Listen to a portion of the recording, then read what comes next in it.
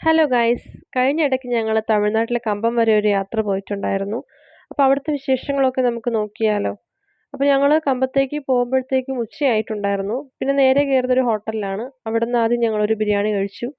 പിന്നെ അത് കഴിഞ്ഞിട്ട് ഒരു ഐസ്ക്രീമും കൂടെ കഴിച്ചു. അത് കഴിഞ്ഞപ്പോഴത്തേക്കും അവിടുത്തെ ഒരു പലചരക്ക് കടയിൽ ഞങ്ങൾ പോയിട്ടുണ്ടായിരുന്നു. കുറച്ച് അരിയൊക്കെ മേടിക്കാനായിട്ട്. അപ്പം അവിടെയാണെങ്കിൽ ഒരുപാട് തരം വറ്റൽ ഐറ്റംസ്, പിന്നെ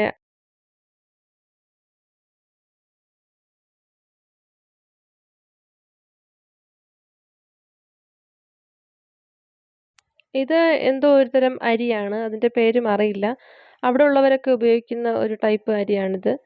പിന്നെ ഞങ്ങള് അത് കഴിഞ്ഞിട്ട് അതിന്റെ അടുത്തുള്ളൊരു ഗ്രേപ്സ് ഫാമിലേക്ക് പോയിട്ടുണ്ടായിരുന്നു. അപ്പൊ അവിടെ ഒരുപാട് ഐറ്റംസ് പുറത്ത് വിൽക്കാനായിട്ട് വച്ചിട്ടുണ്ട്. അതിലൊന്നാണ് ഈ കാണുന്നത്. ഇത് തേനില് കുതിർത്ത് വച്ചേക്കുന്ന നട്ട്സ് ആണ്. ഭയങ്കര ടേസ്റ്റ് ഉള്ള ഒരു സംഭവമാണ്. അത് കഴിഞ്ഞിട്ട് അവിടെ നോക്കുമ്പോഴത്തേക്കും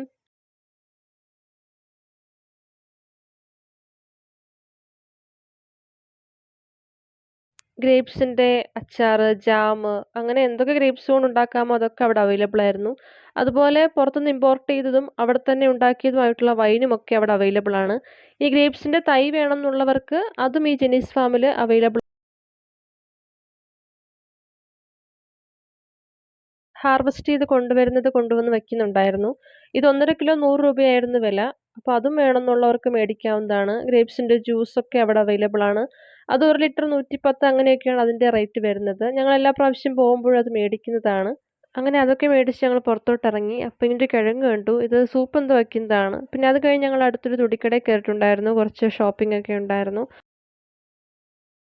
പിന്നെ ഞങ്ങൾ ചായ കുടിക്കാനായിട്ട് അടുത്തൊരു ചായക്കടയിൽ കയറിയിട്ടുണ്ടായിരുന്നു. അപ്പോൾ അവിടുന്ന് മഷ്റൂം റോളാണ്. ഇത് അവിടെ തന്നെ ബേക്ക് ചെയ്തെടുക്കുന്നതാണ് ഫ്രഷ് ആയിട്ട്. ഫില്ലിംഗ് ഒക്കെ ഉള്ള നല്ലൊരു റോളായിരുന്നു.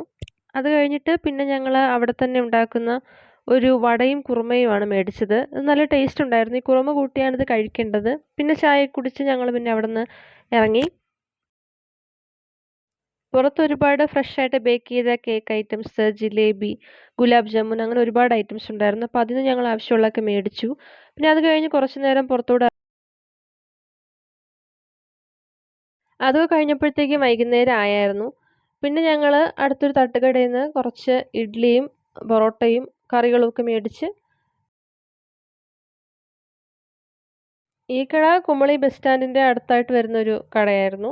എല്ലാ ഐറ്റംസും ഉണ്ടായിരുന്നു. രാത്രി സമയത്തോടെ ഒരുപാട് തട്ടുകടകൾ ഇങ്ങനെ ഉണ്ടാവാറുണ്ട്. അപ്പോൾ അവിടുന്ന് ഞങ്ങൾക്ക് ആവശ്യമുള്ളതൊക്കെ മേടിച്ചിട്ട് പിന്നെ വീട്ടിലേക്ക് പോയി.